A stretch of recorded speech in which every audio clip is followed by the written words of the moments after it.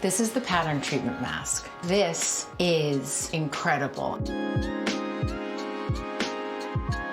Rice water is an old ancient remedy that we have modernified and brought to you in the treatment mask with other nutrients. This was created for the coily and tight textures, but it works for our body. People who color their hair and they need more strength in their hair, people who use a lot of heat on their hair, people whose hair is beat up, this will bring it back to life. It will strengthen the cuticle. It will make your hair strong and shiny. Your hair should shine, that means it's healthy. It's got like an orange blossom scent to it. It's like a gelée.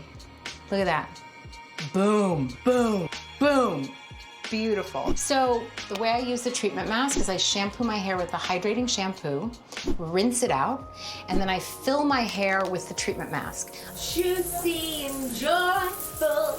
I do it in sections, and I brush my hair out with the shower brush so that it gets over every strand, every bit of my hair. And then I leave it in my hair. 10 to 15 minutes is plenty for me. Then I rinse it out, and I use the intensive conditioner for another oomph of hydration. Then I rinse that out, and my hair is delicious. Look at this, watch.